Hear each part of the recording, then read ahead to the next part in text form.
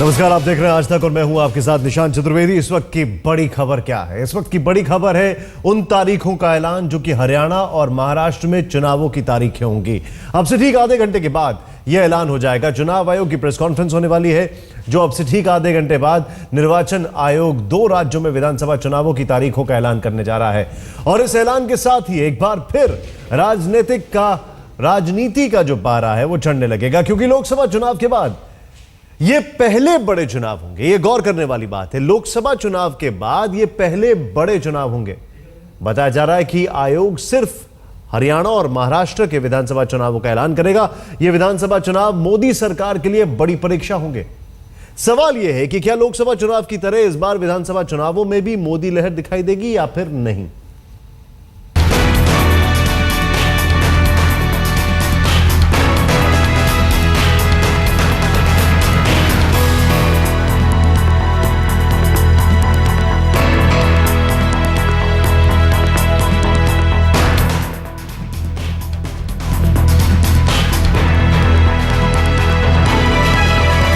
लोकसभा चुनाव में जबरदस्त सफलता के बाद मोदी सरकार की पहली सबसे बड़ी परीक्षा शुरू होने जा रही है। महाराष्ट्र और हरियाणा में विधानसभा चुनाव की तारीखों का ऐलान आज निर्वाचन आयोग करने जा रहा है, जबकि जम्मू कश्मीर और झारखंड के चुनाव का ऐलान आज टल सकता है, क्योंकि जम्मू कश्मीर में बाढ़ से हालात बेहद गंभीर बने हुए हैं। ये इलेक्शन कमीशन ही फैसला करेगा कि जम्मू कश्मीर का इलेक्शन कब होगा, कैसे होगा, उसमें हमें कुछ नहीं कहना है। यदि हमसे कोई एडवाइस ये इलेक्शन कमीशन लेगा तो जो भी उस समय की परिस्थिति को देखते हुए आवश्यक होगा वो एडवाइस हम इलेक्शन कमीशन को करेंगे। वहीं झारखंड विधानसभा का कार्यकाल 3 जनवरी 1915 को खत्म हो रहा है, इसलिए वहां चुनाव नवंबर-दिसंबर तक कराए जा सकते हैं। वैसे भी फिलहाल सुरक्षा बल बड़ी तादाद में बाढ़ प्रभावित इलाकों में राहत और बचाव कार्य में लगे हैं और नक्सल प्रभावित होने की वजह से झारखंड में सुरक्षा बलों का इस्तेमाल चुनाव के लिए बेहद अहम है। वहीं हरियाणा विधानसभा का कार्यकाल 27 अक्टूबर को खत्म हो रहा है, जबकि 8 नवंबर को महाराष्ट्र विधानसभा का कार्यकाल खत्म हो रहा है। लिहाजा दोनों राज्यों में चुनाव कराना पहली प्राथमिकता है। महाराष्ट्र और हरियाणा दोनों राज्यों में कांग्रेस की सरकार है और लोकसभा चुनाव के नतीजों के बाद कांग्रेस के लिए दोनों ही राज्यों में हालात बेहद मुश्किल हैं। वहीं बीजेपी के लिए भी हालात लोकसभा चुनाव जैसे नहीं कहे जा सकते। हाल ही में हुए विधानसभा उपचुनाव में बीजेपी के लिए अच्छी खबर सामने नहीं आई थी। बिहार विधानसभा की 10 सीटों के उपचुनाव में सिर्फ 4 में बीजेपी को जीत मिली थी, जबकि कांग्रेस को 1, जनता दल यूनाइटेड को 2 और आरजेडी को 3 सीटें मिली थी। वहीं उत्तराखंड की 3 विधानसभा सीटों में बीजेपी का खाता भी नहीं खुला, सभी कांग्रेस के खाते में गई। कर्नाटक में भी बीजेपी को 3 में से 1 सीट पर संतोष करना पड़ा, जबकि मध्य प्रदेश की 3 में से 1 कांग्रेस और 2 बीजेपी के खाते में रही। पंजाब में 2 सीटों में 1 शिरोमणि अकाली दल और 1 कांग्रेस के खाते में गई। इस हिसाब से बीजेपी के लिए लोकसभा चुनाव के दौरान चली मोदी की लहर की बात अब तक हुए विधानसभा उपचुनाव में सामने नहीं आई है। साथ ही हरियाणा में बीजेपी का हरियाणा जनहित कांग्रेस से गठबंधन हाल ही में टूटा है और महाराष्ट्र में भी शिवसेना के साथ बीजेपी के रिश्तों में तनातनी हाल में सामने आई थी। कुल मिलाकर ये विधानसभा चुनाव मोदी सरकार के लिए भी किसी बड़ी परीक्षा से कम नहीं है। आज तक ब्यूरो। तो क्या होगा? सबसे बड़ा सवाल यह है कि चुनाव आयोग तारीखों का ऐलान करेगा, सब जानते होना ही था। लेकिन अब सवाल खड़ा यह होता है कि जो एक लहर थी, जो एक वेव चल रही थी, जो वोट शेयर बीजेपी का इतना जबरदस्त आया था, चाहे महाराष्ट्र हो या हरियाणा हो, क्या वो कैरी फॉरवर्ड करेगा? हमारे साथ हमारे बहुत सीनियर जर्नलिस्ट रामकृपाल जी हमारे साथ हैं, उनसे उनका स्वागत करते हैं। रामकृपाल जी, सबसे पहला सवाल, जो मैं वोट शेयर देख रहा हूं यहां पर, जिस बीजेपी का वोट शेयर 17% था वो बढ़ के 34% हो जाता है लोकसभा चुनावों की अगर हम बात करें 2009-2014 में। क्या ये कैरी फॉरवर्ड करेगा? हरियाणा की अगर मैं सबसे पहले बात करूं आपसे। देखिए, एक्चुअली इसका यस और नो में कोई जवाब नहीं हो सकता। ये डिपेंड करता है बहुत सारे फैक्टर्स पर, लेकिन बीजेपी एडवांटेज बीजेपी है। इसका रीज़न ये है कि दोनों स्टेट में कांग्रेस की सरकारें रही हैं और जो हालात वहाँ के दिखाई पड़ रहे हैं, हरियाणा में भी इतने सालों से कांग्रेस की सरकार है, तो इस बार सबको लग रहा है कि बदलेगा। और न बदलने का कोई अंदेशा, मतलब कोई ऐसी मुझे नहीं लगता है कि ऐसा कोई आशंका है। लेकिन जैसा आप कह रहे थे कि एग्जैक्टली लोकसभा जैसा होगा, ये नहीं होता है। राज्यों के चुनाव हमेशा, पहली बात तो ये है कि यहाँ लोगों ने वोट मोदी को दिया था गुड गवर्नेंस पे। अब सवाल है कि कोई हर राज्य में कोई जूनियर मोदी हो, ऐसा नहीं है। तो पहली बात तो ये है। दूसरी, राज्यों के अपने समीकरण होते हैं, वो पॉलिटिकल समीकरण वहाँ होते हैं, राज्यों की अपनी समस्याएं होती हैं। लेकिन इस चुनाव का जो एक ट्रेंड है कि लीडरशिप, अब 50% जो है यूथ जो नया आया है वो ये देखता है कि लीडरशिप, यानी जो चेहरा है सामने या जो प्रोबेबल चेहरा आ सकता है, वो ग्रोथ, गवर्नेंस, इफेक्टिव एडमिनिस्ट्रेशन, इसको लेकर के कितना उसका दिमाग साफ है। ये बहुत हद यहाँ तक पे ये सीखूंगा मैं ये आपसे समझना चाहूंगा, जी। क्या बीजेपी ने कुछ सीखा है लोकसभा में जो स्ट्रैटेजी अपनाई थी उसके बाद? क्योंकि 43 अभी तक कैंडिडेट का ऐलान किया है हरियाणा में, 11 यूथ है, 7 महिलाएं हैं। जो आपने यहाँ पर यूथ की बात की है, लीडरशिप की बात की है, कुछ सीखने के लिए है यहाँ पर और पार्टी ने सीखा भी है? देखिए, मैं ये कह रहा हूँ कि अभी ये कहना कि बड़ा मुश्किल होता है कि अचानक कोई एक नेतृत्व तैयार करना या संगठन में अचानक से कोई चीज़ करना, तो बीजेपी उस प्रोसेस में है। देखिए, अगर आप सेंटर से देखें चीज़ों को, तो कहीं ना कहीं जैसे अभी केंद्र में जिस तरह का एक बदलाव हुआ है सारा का सारा संगठन के लेवल पर, तो वो कोशिश है। लेकिन जैसा मैंने कहा कि जहाँ आपकी जड़ें बहुत पहले से गहरी नहीं थी, अब जैसे उत्तर प्रदेश था, उत्तर प्रदेश में कोई इनकी, लेकिन चूंकि मोदी एक चेहरा था इसलिए हुआ। कल को विधानसभा चुनाव जब होने जाएगा, तो अगर आप कोई एक चेहरा नहीं खड़ा कर रहे हैं तो वो एक सवाल बन के जरूर खड़ा होगा। क्योंकि आज का यूथ ये देखना चाहता है कि जो लीडरशिप है वो उसमें पोटेंशियल है कि नहीं है। कोई बहुत बड़ी नीतिगत के इनकी नीतियाँ अच्छी होंगी या उनकी नीतियाँ अच्छी होंगी, नीतियाँ तो देखिए करीब करीब वो तय होती हैं कि आपको इसी लाइन पे चलना है। बात आ गई इंडिया, मतलब यही होता है कि good governance, honesty, effective administration और डेवलपमेंट का खाका। एक अपने दर्शकों को एक आंकड़ा बताना चाहेंगे, एक छोटा सा आंकड़ा है।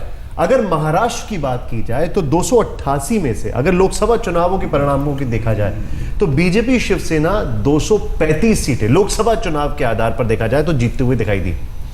अगर हम बात करें हरियाणा की तो बीजेपी प्लस 90 में से 53 सीटें जीतते हुए दिखाई दी। ये लोकसभा के आंकड़े। हम बात करें अब जो चुनाव आने वाले उसमें महाराष्ट्र का जिक्र किया जाए। आज सुबह खबर आई कि नासिक के मेयर के चुनाव के लिए एमएनएस और कांग्रेस ने हाथ मिला लिया। ये जो सिग्नल्स आ रहे हैं, बीजेपी शिवसेना पुराना अलायंस है। हम सब जानते हैं कि लोकसभा चुनावों में एमएनएस का कोई बहुत बड़ा रोल नहीं था, लेकिन जब पिछली बार चुनाव हुए थे तो 10 सीटों पर 2009 में डेंट मारा था, 45 सीटों पर विधानसभा चुनावों में डेंट मारा था। थ्रेट परसेप्शन अगर वहां की बात की जाए, और क्या ये मोदी वेव इसको काउंटर कर सकती, या मोदी वेव है भी नहीं है? नहीं, देखिए वही मैं कह रहा था कि एक मैं आपको उदाहरण दूं। मोदी 242 सीटें लेके आए हैं। 84 और 85 यानी जनवरी 85 में राजीव गांधी को जो मैंडेट मिला था, आज तक उतना मैंडेट किसी को नहीं मिला। जनवरी में राजीव गांधी की सरकार बनती है और ठीक मार्च में कर्नाटक में चुनाव होते हैं विधानसभा के। कर्नाटक से थम्पिंग मेजॉरिटी से लोकसभा के लिए राजीव को वोट मिला था, कांग्रेस पार्टी को। लेकिन मार्च में जब चुनाव हुआ विधानसभा का, तो उसी वोटर ने अपने राज्य के लिए रामकृष्ण हेगड़े को जनता दल का मुख्यमंत्री चुना।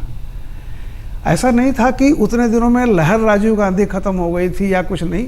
हार्डली 90 डेज, ये तो 100 डेज से भी कम रहा। यानी जनवरी में राजीव गांधी शपथ ले रहे हैं और मार्च में कर्नाटक विधानसभा का चुनाव। आप जो बता रहे हैं, तो ये जो चीज होती है, इसलिए मैं कह रहा हूँ, हाँ, ये 84-85 की बात आपको बता रहा हूँ। और इतना बड़े मैंडेट से राजीव गांधी आए थे कि पूरे देश पर पंजे की छाप थी, 2/3 बहुमत। आप सोचिए। तो ये कह रहा हूँ कि जरूरी नहीं है कि मोदी की लहर नहीं हो।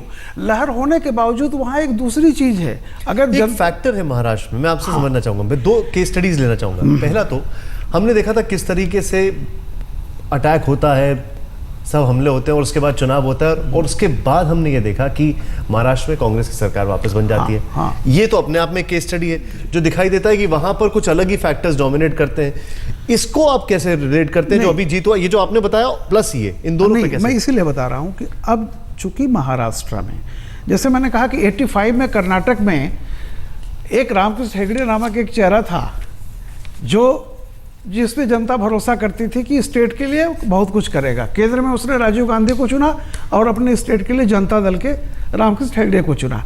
ऐसे ही यहाँ क्या है कि देखिए, महाराष्ट्र में मैं फिर भी कहूँगा एडवांटेज बीजेपी है, चूँकि एक तो लोकसभा का अगर आप मान लें कि 100% नहीं, अगर से 20-30% भी अगर वो वेव की सिंपैथी एक रही बीजेपी के साथ, जो लगता रहेगी। दूसरा क्या है कि आप सही कह रहे हैं कि जो हालत वहाँ एमएनएस की हुई थी लोकसभा में या जैसे भी है, वो स्टेट में नहीं रहेगी, क्योंकि स्टेट में बहुत सारे फैक्टर्स होते हैं। वो यही हालत यूपी का है, यूपी की है कि जो मायावती जीरो रही हैं, किसी भी विधानसभा चुनाव में आप ये मत समझिएगा, मायावती एक बहुत मजबूत अल्टरनेट है अभी स्टेट पॉलिटिक्स में। बिल्कुल ठीक कह रहे हैं। मैं रामकृपाल जी आपके पास वापस आ रहा हूँ। हमारे साथ अभी एक रिपोर्टर जुड़े हैं, सतिंदर। एक सवाल है और ये तारीख का ऐलान होने वाला है, आचार संहिता लग जाएगी। सवाल खड़ा ये होता है कि पिछली बार जमकर फीते काटे गए थे, जमकर ऐलान किया था भूपेंद्र सिंह हुड्डा ने योजनाओं का, अलग अलग चीजों का। इस बार भी उन्होंने 1-2 ट्रम्प कार्ड खेले, लेकिन इस बार लगता यह कि उनका भी टेम्पो थोड़ा ठंडा पड़ा हुआ है।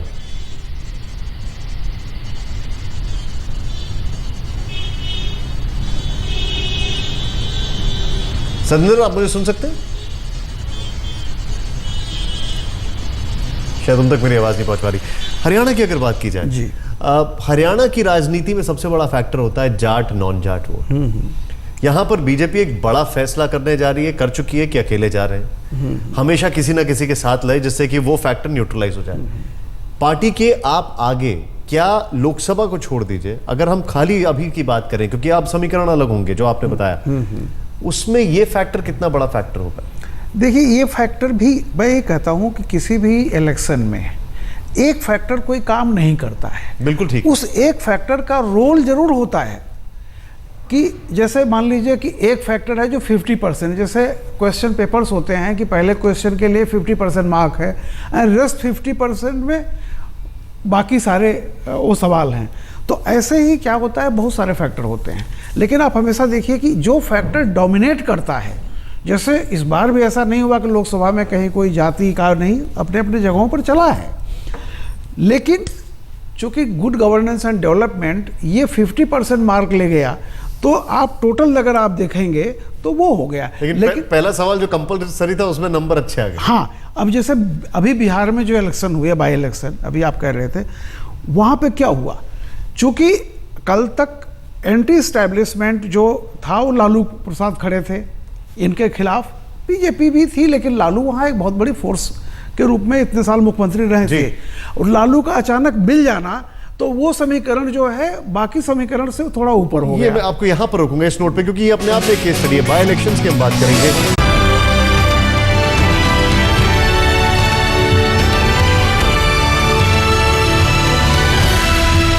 सबसे पहले कमलेश के पास चलते हैं और कमलेश, जानना चाहेंगे आपसे अभी इस वक्त सीधे सीधे दिल की धड़कनें कितनी तेज है? तैयारी पूरी है? सबको लग रहा है कोई ओवर कॉन्फिडेंस में है या कोई अंडर कॉन्फिडेंस में है? इस बीच खबर आती है नासिक के मेयर के चुनाव को एमएनएस और कांग्रेस ने हाथ में ला लिया, क्या सुनमुखा है? देखिए, दोनों जो गठबंधन है, कांग्रेस एनसीपी हो या फिर शिवसेना बीजेपी, दोनों को अभी फॉर्मल गठबंधन करना अब बाकी है। एक तरफ बीजेपी ओवर कॉन्फिडेंस में है, जैसा आप कह रहे हो, बीजेपी के नेता इस बात को लेकर अड़े हैं कि इस बार सीट शेयरिंग होगा तो वो समान होगा। बीजेपी जो पहले कम सीटें लड़ाती थी, 119 सीटें लड़ाती थी पूरे 288 में से, अब बीजेपी ये चाहती कि पार्टी की ताकत बढ़ी है। लोकसभा में जिस तरह से प्रदर्शन रहा था उसका आधार लेते हुए बीजेपी का कहना है कि इस बार जो कुछ भी होगा वो आधा हिस्सा होगा। शिवसेना इस बात को मानने की कहीं ना कहीं तैयार नहीं है। शिवसेना का एक बिग ब्रदर एटीट्यूड पहले से रहा था, लेकिन उस वक्त की बात अलग थी। बाला साहब ठाकरे जैसे नेता थे, गोपीनाथ मुंडे जैसे नेता थे, अब वो नेता भी नहीं है, और वो सामंजस्य जो दोनों पार्टियों में हुआ करता था, जो अंडरस्टैंडिंग हुआ करती थी, वो भी दोनों पार्टियों में नहीं है। दूसरी तरफ यही आलम कांग्रेस और एनसीपी का भी है, दोनों में कहीं ना कहीं विश्वास की कमी नजर आ रही है। दोनों पार्टी के नेता बात कर रहे हैं कि हम अपने बलबूते पर लड़ने को तैयार है, लेकिन अब जबकि इलेक्शन अनाउंस हो जाएंगे उसके बाद गतिविधियों को जोर पकड़ेगी और उसके बाद बार्गेनिंग पावर दोनों की कम हो जाएगी जैसे ही चुनावों की तारीखों का ऐलान होगा। सतेंद्र इस वक्त हमारे साथ। सतेंद्र, सतिंदर से हमने एक सवाल पूछा था, वो सवाल था कि इस बार हुड्डा साहब बहुत ज़्यादा फीते वगैरह नहीं काट रहे हैं और कुछ वहाँ पर जो टेम्पो है उसकी कमी दिखाई दे रही है। लेकिन एक सवाल यहाँ पर मन में आता है और मैं हरियाणा के लिहाज से पूछूंगा। वेग से ही है, सबकी जमानतें जब्त हो गई थी, लेकिन आम आदमी पार्टी, उससे कोई फर्क पड़ेगा, कोई इम्पैक्ट होगा देखिए हरियाणा में? हाँ बिल्कुल। अगर इसके पहले जो अभी तक का सीन था, जो अभी बाई इलेक्शन जो हुए हैं, उससे पहले लगता था कि दिल्ली और उसके बाद हरियाणा, ये दो में आप डेंट करेगी, जैसा कि पंजाब में भी किया था। लेकिन अभी जो बाई इलेक्शन के नतीजे आए हैं पंजाब से, और जिस तरह से इनके कैंडिडेट की जमानत जब्त हुई है, मुझे लगता है कि वो फैक्टर जो आपका था, जिसके चलते योगेंद्र यादव जी ये सोच रहे थे कि हरियाणा में हम फतह कर लेंगे और आगे जाएंगे, मुझे लगता है अब वो नहीं रहा है।